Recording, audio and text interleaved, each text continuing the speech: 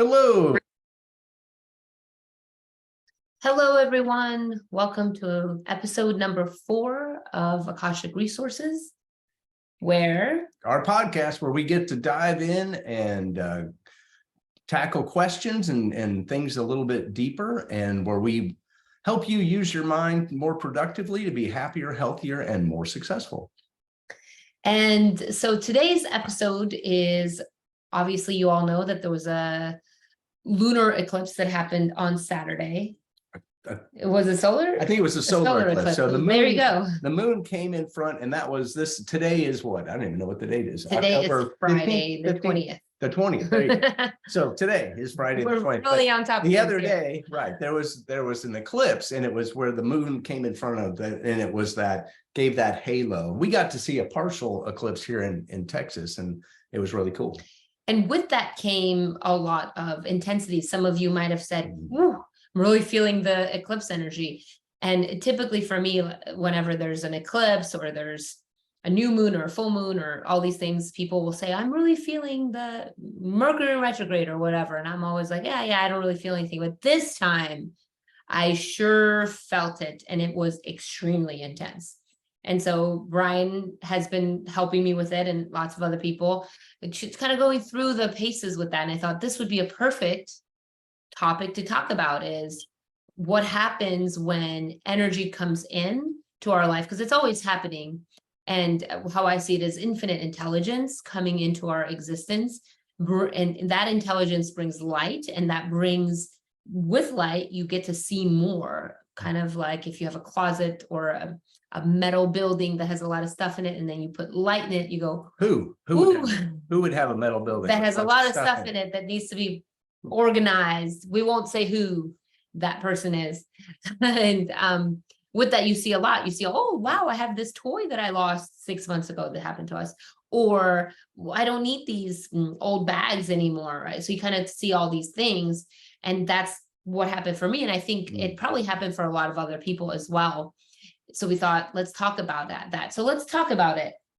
Sure. Yeah. Eclipses are a good time to release, because like what Gohar is saying, things come up. So when there's an input of energy, things happen, right? And when you shine light on stuff, then you become aware. So the whole process is one of becoming aware. So we become aware of things that we no longer want to think, or ways of being that we don't want to be that way anymore. And then this eclipse is a good time for change. So it's a good time to release those old patterns in that looking at ourselves. So you can look at your history, or it's really interesting when you take these words apart, like history, his story. Whoa, yeah, right? Because history is how often have we heard different accounts for the same event in history, and there's a lot of that going on. But even for our own lives, it's really important how we tell the story. It sounds like you're talking about perspective, and your perspective. Yeah. And I want to bring something up that this morning I noticed you did with Daria that was really cool, that's connected to that. I was like, wow, that's connected to what we're going to talk about. And so Daria has kind of an attachment to her things. Doesn't matter. It could be from when she was 5 months old. If it was hers, she wants to keep those things. And obviously we can't keep everything. And she has these Crocs that she has outgrown. And so because we care about sustainability, we don't want to just throw them away. We want to either sell them or give them away, because we use those universals of prosperity and abundance. And so Brian was cleaning the Crocs so we could recycle them, basically, and either sell them or give them away. And Daria was saying, no, do not sell these. They don't fit. I need these. I need to keep these. She already has new ones. She has brand new ones. And so Brian helped her see something. I don't know how much she saw it, but I think it planted a seed. So what did you say to her? What I said, if we just kept all of our shoes that didn't fit, and then we wouldn't have any room to buy shoes that do fit, then our feet would hurt, because we wouldn't have shoes that fit all the time. Or if we kept all, I also said toys, too, right? Yeah. If we kept all our toys in the toy box, then there would be no space to receive new toys. So we're always wanting to give away or sell our old toys and our old clothes so that we create space to get new toys and new clothes. So we all wanna- she's coming around a little bit. So what I heard you saying that is we want to always be giving and receiving. And that's kind of how I saw my own experience, my microcosm is I was looking at these parts of myself that they're old aspects. They're from 4 or 5 related to value and being included and being wanted and all these things. And even though I know they're these aspects of myself, I'm overgrown them and I don't need them, but there's a part of me that wants to hold on to them. And I thought, oh yeah, how am I ever going to receive this new part of myself that's more confident and trust myself and sees my value if I'm holding on to the part of the self that says I'm not good enough, or no one likes me, or I didn't get included, because that was a big trigger for me when I was younger, inclusion. And during this eclipse, that inclusion trigger kind of got bigger. So that might have happened to you as well. Something that you're trying to learn got bigger. And so what would you do, or what do you do when you start to bump up against something that doesn't serve you anymore, but you're still kind of attached to it? And how do you move? Because I see you do this pretty easily. You're just like, yeah, don't need it, moving on. But it doesn't happen easily for everyone. Wow, it's a lot. Is that a hard question? Well, yeah, sorry, certain ways. So, again, I'm going to go back to the story that we tell ourselves, because, we are basically, it's not that our dreams don't come true. It's that we don't dream big enough for most of us. And that's related to the story that we tell us. What am I capable of? What am I, how worthy am I to have this stuff? So we're always looking at, I'm only going to receive the amount of love that I can give and receive from myself. And so we're always looking to empower an individual, to empower ourselves, to see our true value, to see our true greatness, and to recognize, the resources that we have. Then it's much easier to give, and then it's much easier to receive that way too. And I think I worked with a lot of perfectionist issues when I was in my 20s and 30s, and just kind of relaxing into the reality of it's never going to be perfect, but it'll be okay. And in reality, it is actually perfect, because we can come back to my awakening thought that everything happens for a reason. So these things that are coming to the surface, that a lot of times we're like, oh, really? This is coming to the surface right now? But why? We have to stop. We have to kind of create that objectivity, step back a little bit and say, well, why? Well, the reason why is because everything happens for a reason. It happens for your benefit. So you're ready to tackle that when it comes to the surface. So that's a good thing to just keep in mind. You may not want to, but the reality is you're ready. You're ready for it. And that's why the universe has presented it to you at that particular time. Would you say universally that this is all, even though like the eclipse might make it a little bit more intense, or things that happen in the world might intensify it, would you say that this is just kind of connected to the law of evolution, that we're always going through this process? Right. Yeah, we are a work in progress. And as far as I understand, and I'm certainly not an expert on this life or the next one, but from what I know, is that, when we leave here, we're not done. We're not just kicking back on some, interdimensional beach somewhere. There's more choices, and there's more opportunities for growth, which means what? More learning, more expansion. So I don't think it ever ends. I think this is and isn't it more fun to learn and grow? I love to travel. I love to hear about new places. I love to go new places. To a certain extent, I like to try new food, nothing too weird, but like to try that's not true. That's not true. Here, we'll try my new chili this week. So, but you love chili, so that doesn't count. She does not love chili. It's okay. There's better foods out there. But yeah, we're constantly growing and expanding, and that's when we feel alive, right? That's when a plant's alive. A plant's alive, right? When it's bigger today than it was yesterday.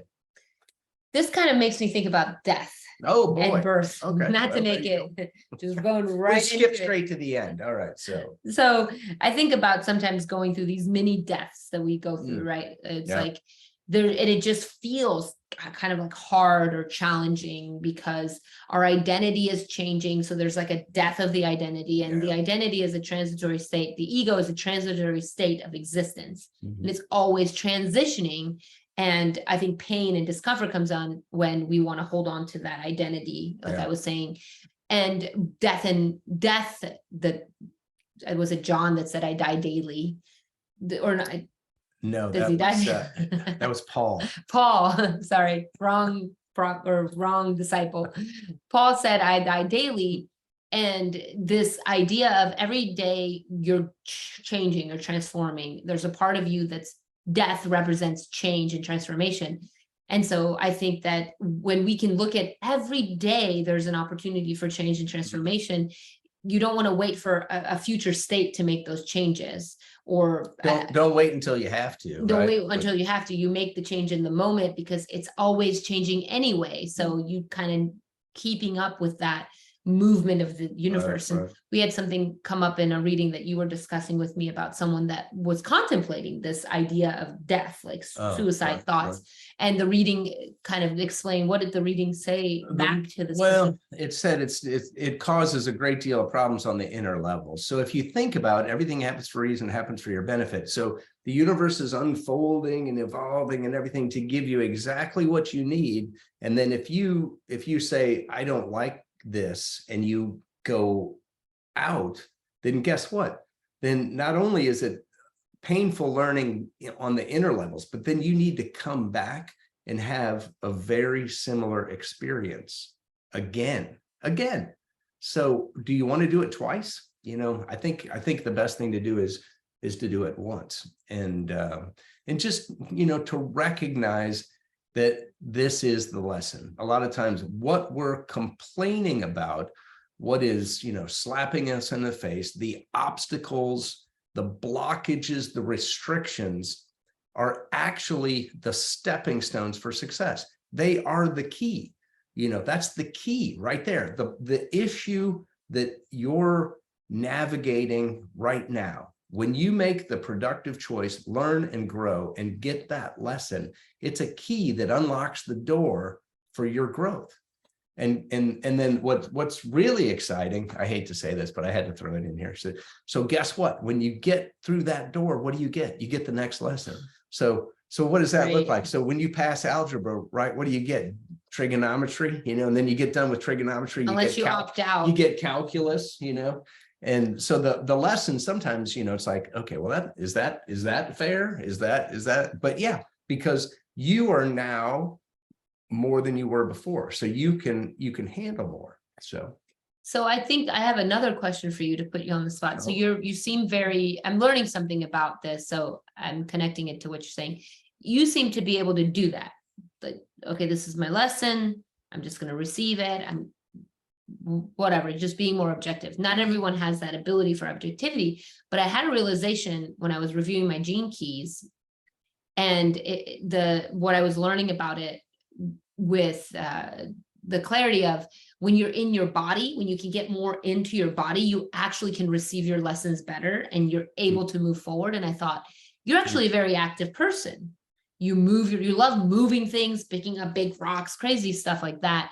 And you'll do it, and you'll just do it, even though you're not a spring chicken, excuse me, so to speak. And I think that I'm a summer chicken. To me, I think something maybe you can reflect on for yourself is that I think that's where your objectivity comes from, is you get grounded in the physical, in the present, in your body, and you're able to actually embodiment, move through it and move into that greater objectivity.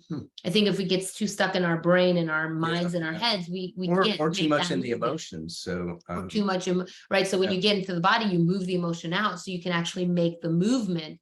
The emotion is the wave that helps you move. But if you just consistently, and that happens to me, I swim in the emotions and I'm just like stuck there, but I have to bring it all the way into the physical so I can make the change. And the eclipse energy, I think, did heighten the water in all of us. Yeah. There's an influx of energy. And when there's an influx of energy, it requires greater intelligence to direct it, right? So if you've got, let's say water, I'm working with my downspouts and my gutters on my house. Because guess what? In Texas now, in a lot of the world, you're seeing these extremes. So you get no rain at all for 8 weeks. And then in 2 days, you get ridiculous amounts of rain. And it's too much for the gutter system. So this is kind of, you want to create the capacity to handle greater emotion, which is greater attention, the capacity to handle greater energy, or to hold more in your consciousness, so that you could be, it's one thing to take care of yourself. It's another thing to take care of a family. It's another thing to take care of a tribe, right? And that, so it requires an expanded consciousness, to be able to do that.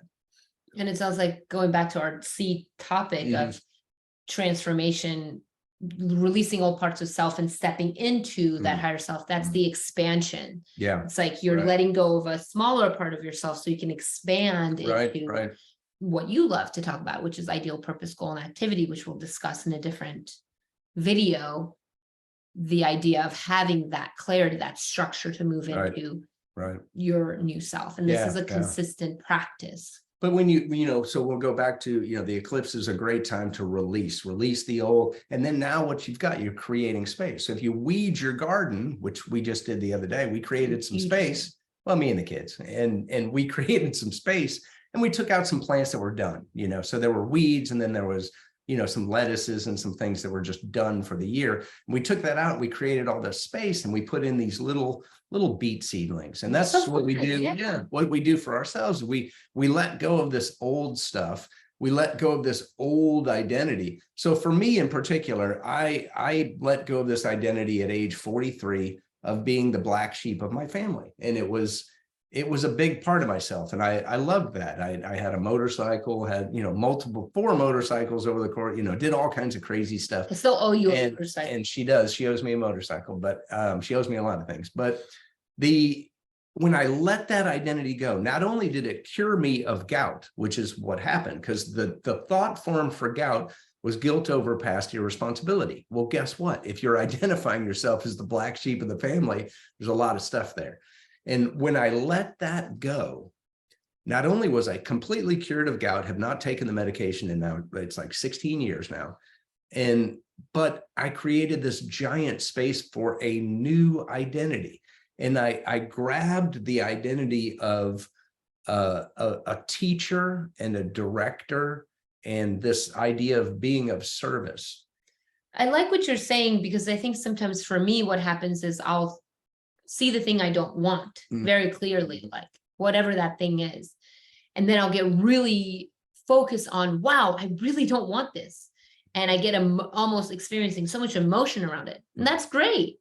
Great. You now know what you don't want. And then I just stay there. Yeah. And then it's like, then you're stuck and it doesn't feel good and you're kind of mucking through. What I hear you saying is, in the moment where you recognize, I don't want this, I don't like this, this is not what I wanted. Okay, good. What do you want? Right. And now take the time to breathe, take some time to reset yourself, regulate yourself, and then imagine what you want, which I think requires a little bit of mental discipline to be able to do that, because it's easy to concentrate your attention. What do you think about that? Well, as you're talking about it, I'm teasing this apart in even deeper ways, I think. And so there's that, as you're identifying this, you want to get a great deal of clarity. And I forgot what I was going to say. I apologize. But go ahead. You were saying, I was saying, like, what do you want? Like, think about what you want. When you realize what you don't want, and not getting stuck in what you don't want. Right. Yeah, that's it. Not getting stuck. So a big thing, and there used to be a show called Mythbusters, and one of the guys said, I reject your reality and I substitute my own. And I thought that was so awesome. And for a while, I think that's what I did. We were talking about, I would see a flaw and then I would just reject it. I just reject reality. And I would just immediately started going forward on what I wanted.